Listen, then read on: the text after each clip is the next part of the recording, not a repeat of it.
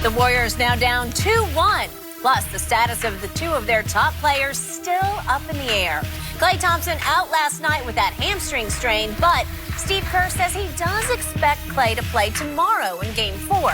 Kevin Durant missed his 8th straight game with a calf strain. He tells the undefeated he'll know more today about his status for Game 4, maybe a little scrimmage with the Warriors staff. Last night, Draymond Green talked about the Warriors' plethora of injuries. Take a listen. We didn't go in this game thinking we're not going to play Klay or Kevin or Loon or anybody else, and we're just going to get this game away. They played well, but no one cared that guys are hurt. Everybody want to see us lose. So I'm sure people are happy they're hurt. We just got to continue to battle and win the next game, go back to Toronto, win Game 5, come back to Oracle, win Game 6, and then celebrate. Fun times ahead. Those would be fun times for the Warriors if it plays out that way. But, Shannon, how much trouble are the Warriors in? They're not in trouble yet, especially if Klay can come back and he can play. The question is, Skip, if he comes back, how well will he play, and then how long can he play?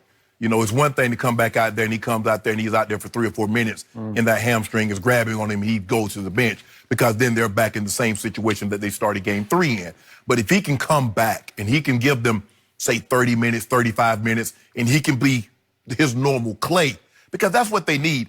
I mean, even with only one guy that can really hurt you shooting the basketball, Steph Curry was still able to score, get off 14 threes, make 6, score 47 points. Now you add another guy that's just as deadly, that opens the offense up even more. So they're not in trouble yet.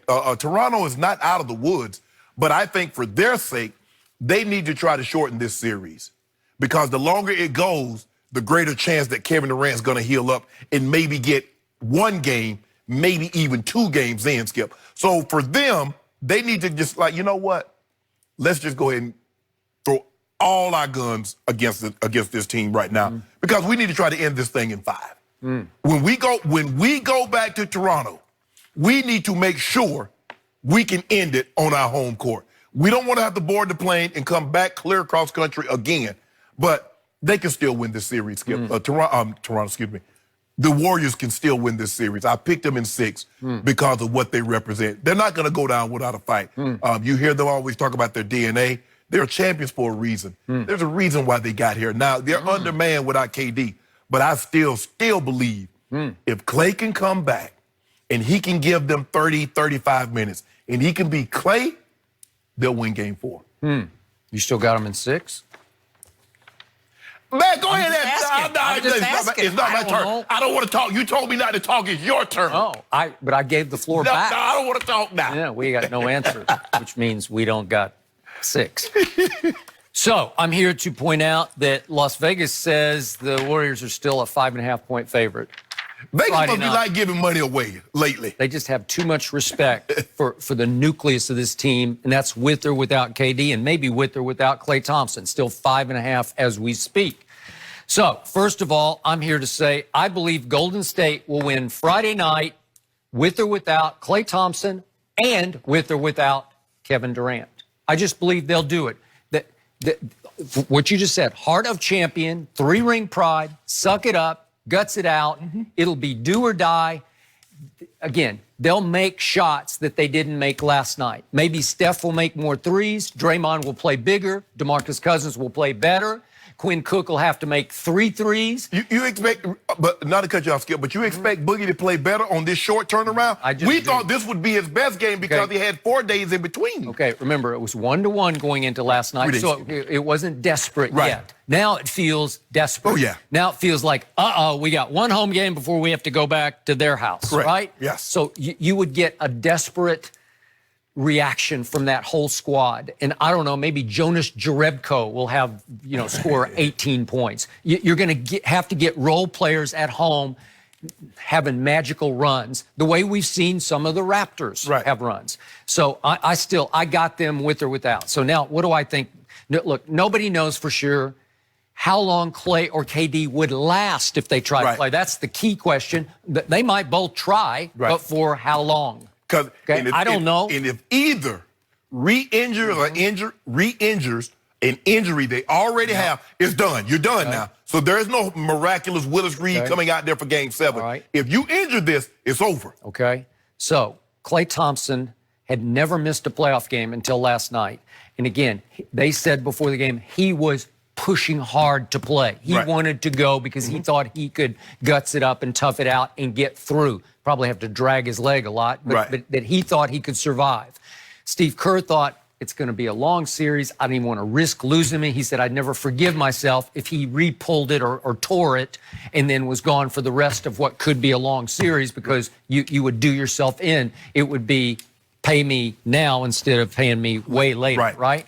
Okay, so I think Klay will go, and I think he'll be pretty to very good, and I think he'll last through the rest of the series. That's an educated guess, knowing his backbone, his temperament, knowing his history. He just never missed a playoff game. What was it, 118? 120, right? 120, yeah, whatever, 120 playoff games. Never missed one. Right. Okay, I don't think he's going to miss Friday night, and I don't think he's going to miss Game 5 back in Toronto. I think he'll keep going.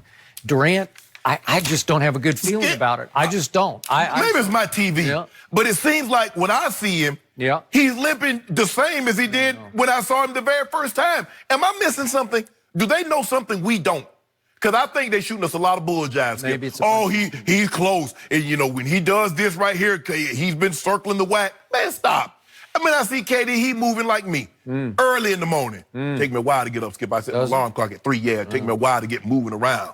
Yeah, I set mine at 2, and I just jump out of it. Well, I'm glad you just jumped. I don't know what I got 26 years and he bumps and bruises. That commercial we shot, that was real, man. That was, remember the alarm goes off? I look at Zeke's picture, and I just dive out of bed. I'm already dressed. I'm ready to go. I'm in my workout. How many guys you think played 14 years in the NFL just spring right out of bed? Well, you should be. Okay. Yeah. But no, it's okay. This show does that to you after a while. This show does that to you? Okay. Okay. I will say this.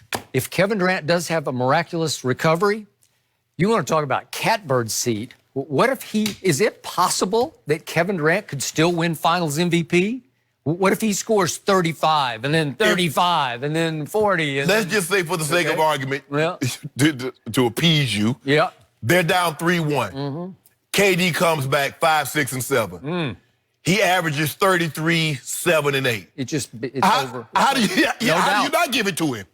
He's in a really good spot. Yes. Boy, he's blessed right now. If he could get healthy, he's in a great spot. So here's my issue with their team. If Kevin does come back for Friday night and DeMarcus is still in the starting lineup, the chemistry issues are staggering to me. How do you just flip the switch and say, "Oh, let's do this"? Whose turn is it? Is it your turn or my turn? I don't know. Because KD and Boogie hadn't played together since middle of April. KD hadn't played in almost 5 weeks. So now you got to integrate